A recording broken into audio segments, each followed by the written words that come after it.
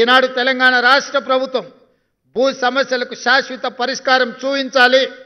ఏ రైతులు కూడా తన భూమి యొక్క సరిహద్దులు తెలవకుండా తన భూమి పరాయి ఆధీనంలో ఉండడాన్ని సహించలేని వాళ్ళకు సహాయంగా ఉండడానికే ఈ లైసెన్స్డ్ సర్వేయర్ల వ్యవస్థను ఈనాడు మనం తీసుకురావడం జరిగింది. మిత్రులారా, మీరు ఆలోచన చేయండి.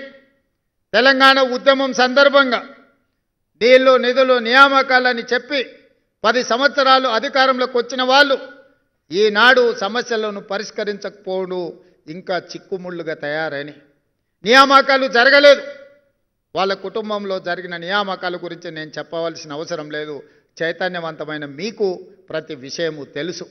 కరీంనగర్ నిజామాబాద్లో ఓడిపోతే తక్షణమే కుటుంబ సభ్యులకు నియామక పత్రాలు అందించారు, కానీ తెలంగాణ రాష్ట్రంలో ఖాళీలో ఉన్న ప్రభుత్వ ఉద్యోగాలు భర్తీ చేయలే. పేదలు, దళితులు, గిరిజనులు, ఆదివాసీలు, బలహీన వర్గాలకు, నిరుపేదలకు సంబంధించిన తెలంగాణ ఉద్యమంలో పాల్గొన్న తెలంగాణ నిరుద్యోగ యువత ఉద్యోగ ఉపాధి అవకాశాల కోసం అశోక్ నగర్ చౌరస్తాలను, దిల్సుఖ్ నగర్ చౌరస్తాలను, అమీర్పేట్ చౌరస్తాలను 10-12 సంవత్సరాలు నిరుద్యోగ యువకులుగా తిరుగుతూనే ఉన్నారు. నోటిఫికేషన్లు ఇవ్వరు. ఇచ్చిన నోటిఫికేషన్లకు పరీక్షలు పెట్టరు. ఒకవేళ పరీక్షలు పెడితే ఆ పరీక్షల యొక్క ప్రశ్నాపత్రాలు జిరాక్స్ సెంటర్లలో పల్లి బఠానీలుగా అమ్మే పరిస్థితి. ఒక మంచి పరిపాలనకు, ప్రభుత్వ వ్యవస్థకు మంచి పేరు తేవాల్సిన తెలంగాణ పబ్లిక్ సర్వీస్ కమిషన్ ఒక రిహాబిలిటేషన్ సెంటర్గా అక్కడ దందాలకు అడ్డాగా మారింది. అందుకే ఈ ప్రభుత్వం వచ్చిన తర్వాత తెలంగాణ పబ్లిక్ సర్వీస్ కమిషన్ని ప్రక్షాళన చేసినాం. నూతన చైర్మన్లను, సభ్యులను నియమించడం.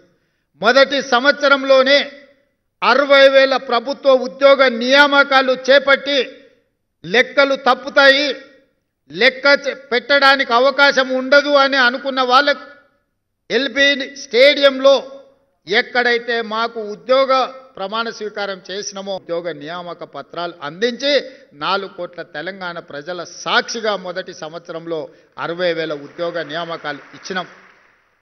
ఇవే కాదు, గ్రూప్ 1లో 5 లక్షల మంది పరీక్షలు రాశారు. గ్రూప్ 2లో 5 లక్షల మంది అప్లై చేస్తే 2.5 లక్షల మంది పరీక్షలు రాశారు.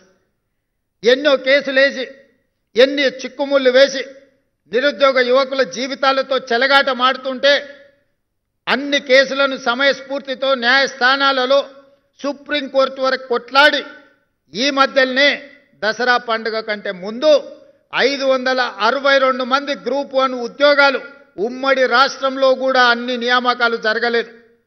2011లో గ్రూప్ 1 పోటీ పరీక్షలు జరిగితే మళ్ళీ 2025లో 15 సంవత్సరాలు గ్రూప్ 1 నియామకాలు జరగకపోతే ఈ ప్రభుత్వం పరీక్షలు పెట్టడమే కాదు, ఫలితాలు ప్రకటించడమే కాదు, నియామక పత్రాలు ఇదే శిల్పారామంలో 562 మందికి స్వయంగా మేమే నియామక పత్రాలు అందించినాం.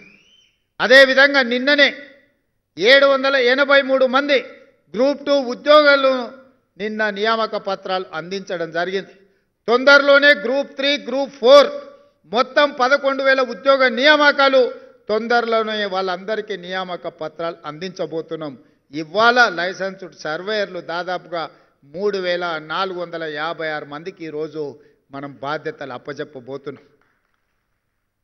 ఇవన్నీ తెలంగాణ రాష్ట్రాన్ని ఈ దేశ ముఖ చిత్రం మీద ఒక అభివృద్ధి చెందిన తెలంగాణ రాష్ట్రంగా, ఒక ఆదర్శవంతమైన తెలంగాణ రాష్ట్రంగా, దేశంలోనే మొదటి స్థానంలో నిలబెట్టే తెలంగాణ రాష్ట్రంగా తీర్చిదిద్దాలి అని మేమందరం ప్రయత్నం చేస్తున్నాం.